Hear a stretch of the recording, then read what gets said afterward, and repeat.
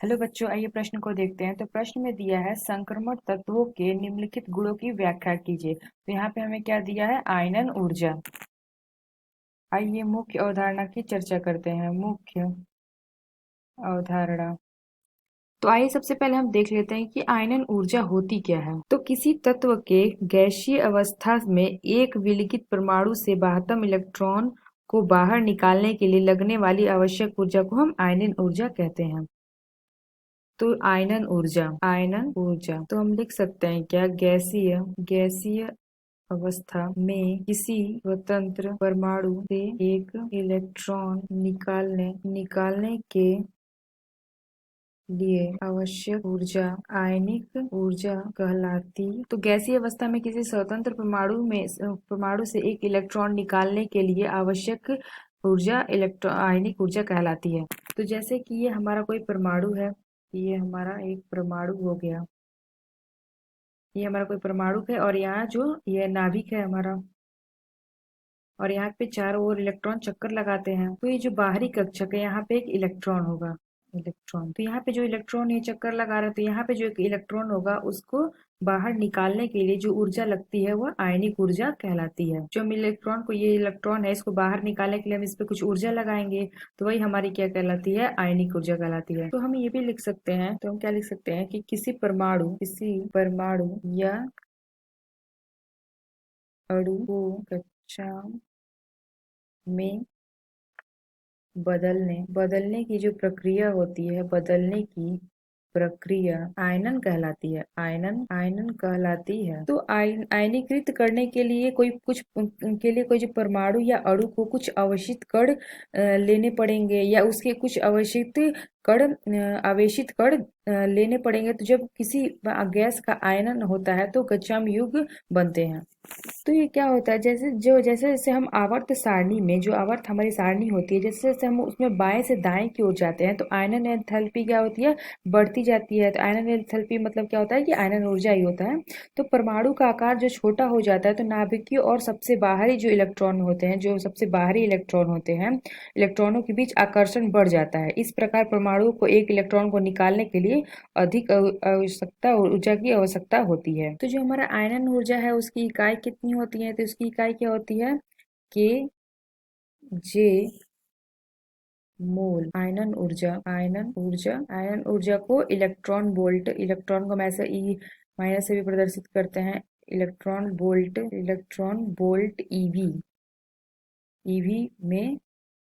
EV में क्या करते हैं? दर्शाते हैं। ये हमारा ईवी क्या है? Electron volt. और आयनन ऊर्जा को हम आयनन विभव भी कहते हैं, आयनन एंथैल्पी भी कहते हैं, आयनन ऊर्जा भी कहते हैं। जैसे कि हमारे पास कोई तत्व है, ये हमारा कोई तत्व है जिसे हम x मान लेते हैं। तो ये हमारा कोई तत्व है, तो उस x की अंतिम कक्षा में, जिसे हम संयोजकता कोष कहते हैं, तो ये जो हमारा संयोजकता कोष हम x संयोजकता कोष बोलते हैं। तो उसमें से जो इलेक्ट्रॉन निकलते हैं, तो उसमें से इलेक्ट्रॉन निकालने के लिए जो आवश्यक ऊर्जा लगती है उसे हम आयनन ऊर्जा कहते हैं। तो ये हमारा हो जाएगा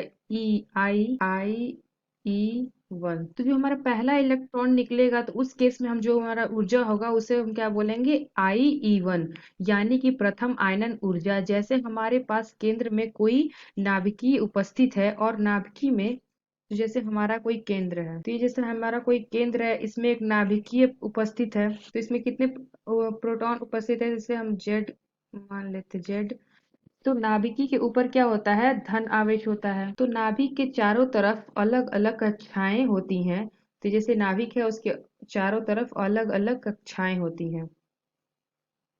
ये हमारी कक्षाएं हैं। तो माना कि जो हमारा अंतिम कक्षा है, यहाँ पे कोई इलेक्ट्रॉन है। अब इस अंतिम कक्षा से इलेक्ट्रॉन निकालने के लिए जो हमें निकालना है, तो हमें जो रुकावट आती है, तो नाभिकीय का जो आकर्षण है जितना ज्यादा होगा,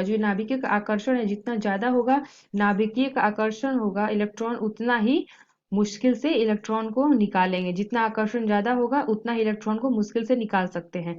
तो हमने क्या पाया? जो हमारा आयनन ऊर्जा है, यानी कि IE, ये हमारा है आयनन ऊर्जा। ये क्या होता है? व्युत्क्रमानुपाती होती है नाभिकीय उपस्थित आवेश के। ये हो गया। तो जैसे कि इसके बीच में क्या होती है, एक अलग अलग कक्षाएं होती हैं, उस पे भी इलेक्ट्रॉन उपस्थित होते हैं। तो जो क्या करेंगे, ये क्या करेंगे, इलेक्ट्रॉन को अपने बाहर की तरफ प्रतिकर्षित करेंगे। ये क्या करेंगे, इलेक्ट्रॉन को बाहर की तरफ प्रतिकर्षित करते हैं।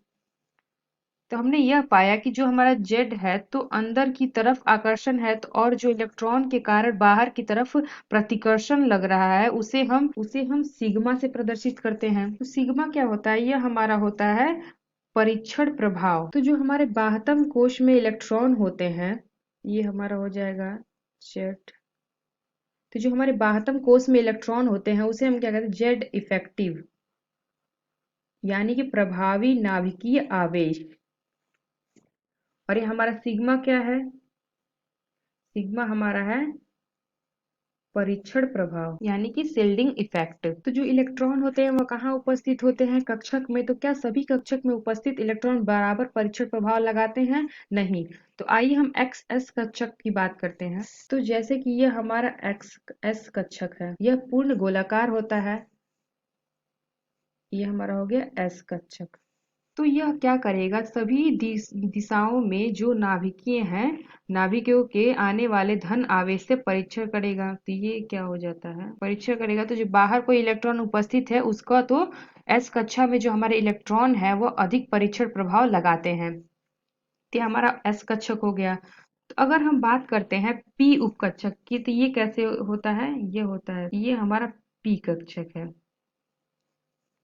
तो पी उपकक्षक में उपस्थित इलेक्ट्रॉन, जो यहाँ इलेक्ट्रॉन उपस्थित होते हैं वो क्या करेंगे, नाभिक के आकर्षण को क्या करेंगे, इन दिशाओं में रोक रहा है। तो ये हमारे यहाँ लगेगा, ये इलेक्ट्रॉन और ऐसे। तो यहाँ पे क्या हो रहा है, यहाँ पे इस दिशाओं में जो रोक रहा है, यहाँ पर जो एरिया है, यहाँ पे जो एरिया है, ये वाला एरिया, यहाँ पर क्या हो रहा है, परीक्षण प्रभाव नहीं लग पा रहा है। तो एस कक्षक की तुलना में पी का, जो एक्स कक्षक की तुलना में जो पी का परीक्षण प्रभाव है वह थोड़ा कम हो जाएगा। ये हमारा पी कक्षक है। तो इसमें क्या होगा, एस की कक्षक में जो पी का परीक्षण प्रभाव है थोड़ा कम हो जाता है। तो अगर हम डी कक्षक की बात करते हैं, तो डी कक्षक को हम ऐसे, ये हमारा डी कक्षक है।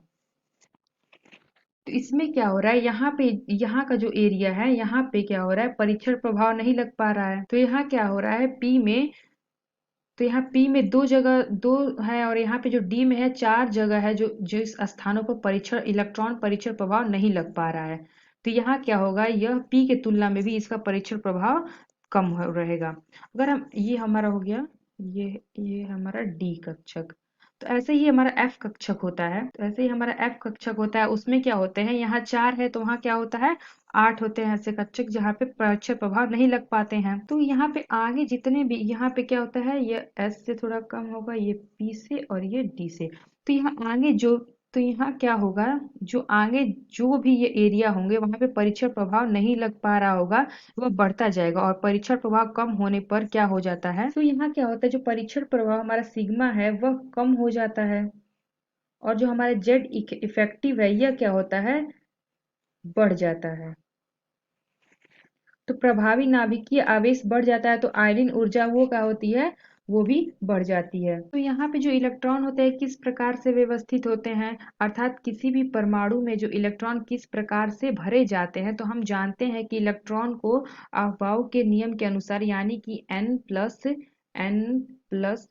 नियम के अनुसार भरा जाता है। तो हमने क्या किया, अफबाउ के नियम के अनुसार यहाँ पे हम भर सकते हैं। तो ये क्या हो जाएगा, ये हो जाएगा 1s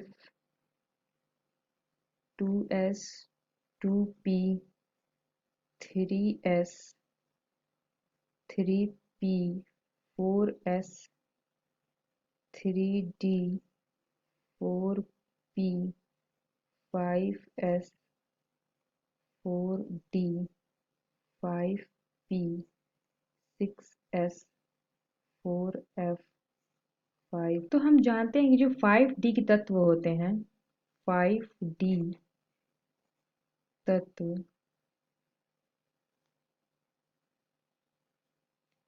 की प्रथम आयनन ऊर्जाएं 3d तथा 4d तुलना में उच्च होती है।